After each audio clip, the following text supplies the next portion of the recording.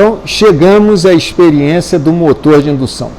Essa máquina de indução, ela está para 2 polos, portanto, a velocidade de rotação dela será próxima de 3.600 rotações por minuto. Esse motor de indução foi especialmente fabricado pela WEG para o nosso laboratório. O que ele tem de especial? Cada fase é constituída por 2 bobinas e nós temos acesso aos terminais de todas as bobinas. Portanto, isso daí deu esses 12 terminais disponíveis. Cada fase é constituída de 2 bobinas e nós temos acesso a todos os terminais. E mais, o passo foi feito reduzido em 50%, para permitir a configuração como motor da Lander, que eu cheguei a mencionar na aula introdutória. Mas isso será visto na próxima experiência. Na presente experiência, nós vamos apenas ver essa conexão do motor de indução para 2 polos, levá-lo até a velocidade próxima da síncrona e depois aplicar uma carga. Como é que vai ser essa carga? Essa carga vai ser aplicada através de um gerador de corrente contínua que alimenta um banco de resistências. O banco de resistências está aqui em cima dessa casa de comando. Então, variando a resistência que está sendo alimentada pelo gerador de corrente contínua, nós podemos alterar o torque no eixo da máquina. Isso é até um exercício interessante de ser feito, você verificar que existe sempre um ponto de operação estável quando você trata de um motor de indução alimentando um gerador de corrente contínua que, por sua vez, tem como carga um banco de resistores. Então, são pontos estáveis, tanto os pontos para baixo escorregamento, quanto os pontos para alto escorregamento. Aquela parte da curva de torque do motor de indução que fica como se fosse antes de chegar no torque máximo.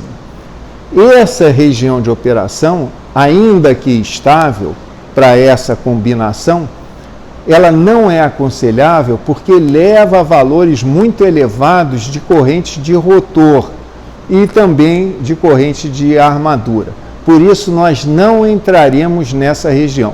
Nós só iremos até o valor de torque máximo. Vocês vão verificar que, se nós tentarmos elevar ou pedir mais torque da máquina, ela não vai aguentar, vai começar a perder a velocidade. Isso é que nós faremos com esse auxílio do banco de resistores. Mas essa bancada ainda é muito interessante, porque este gerador de corrente contínua, ele tem a carcaça móvel. Essa carcaça é feita móvel para permitir a medida de torque, porque a toda ação tem uma reação igual e contrária. Se eu estou pedindo mais torque do motor, a carcaça do gerador de corrente contínua vai sofrer um esforço. Se a carcaça estivesse solidária à parte fixa da bancada, nós não perceberíamos esse esforço. Mas como ela é livre de movimentar, ela é usada, esse movimento, para acionar uma balança que me permite a medida de torque. Então vocês vão ver como o torque vai subindo aqui até um momento que ele não consegue mais ser alimentado por esse motor. Então vamos lá. Nós vamos partir esse motor de indução, não uma partida direta, vamos parti-lo de uma forma bastante suave através de um autotransformador que, ao elevar a tensão lentamente, o motor começa a girar. Vocês estão vendo ali. E até nós chegarmos à tensão nominal desse motor, que é de 220 volts. Vou medir aqui a velocidade.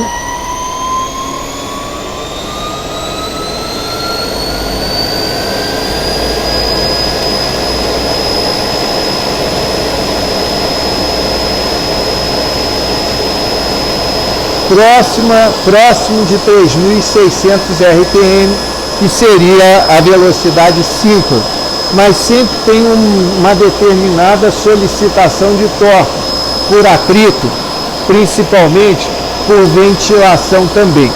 Agora nós vamos passar para o lado outro da bancada e vamos observando o torque, que vai aumentar na medida que adicionarmos resistência. Eu estou adicionando resistência, a velocidade está diminuindo e vai chegar um momento em que ele não consegue atender ao torque.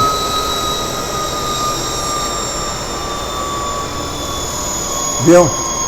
A máquina não consegue atender aquela solicitação de torque, porque o motor de indução tem uma limitação de torque, independente de corrente circulante. Retomando aqui ao rotor do motor de indução, nós vimos por que é chamado uma gaiola de esquilo. Esse daqui é um rotor gaiola de esquilo, só que a gaiola não fica assim tão evidente, a não ser pelas aletas externas, né? Porque ela está embebida em ferro. Agora, o companheiro do motor de indução gaiola de esquilo é o motor de indução de rotor bobinado, onde o rotor tem bobinas da mesma forma que um estator de uma máquina de corrente alternada. Essa característica fica marcante pelo fato de nós observarmos que tem 3 anéis no eixo da máquina para eu ter acesso às bobinas das fases A, B e C do rotor. Esse motor de indução de rotor bobinado, ele tem uma característica de torque um pouco diferente da característica de torque do motor de indução de gaiola de esquilo, no sentido de que, variando a resistência do rotor, eu posso mudar o ponto de torque máximo, o ponto de velocidade onde tem torque máximo. E essa máquina é muito usada, por exemplo, em situações como um guindaste que você precisa, na hora de partir a carga, ter um torque já significativo. Acontece que, com o advento da eletrônica de potência, o rotor da máquina, além de simplesmente poder ter resistências conectadas, passou a poder ser alimentado via uma fonte de tensão de frequência e amplitude controlada. E essa mesma máquina recebeu o nome de motor de indução de dupla alimentação, porque eu vou alimentá-lo tanto pelo estator quanto pelo rotor. É a mesma máquina, é o mesmo motor de indução de rotor bobinado, mas mudou a utilidade dele pelo fato de ter 2 alimentações. É como uma pessoa, quando casa, muitas vezes muda o nome. É a mesma pessoa, mas passou a pertencer a uma nova situação de vida. Isso acontece também com muitos religiosos que, quando são consagrados, adotam um novo nome. É a mesma pessoa, mas para uma nova função.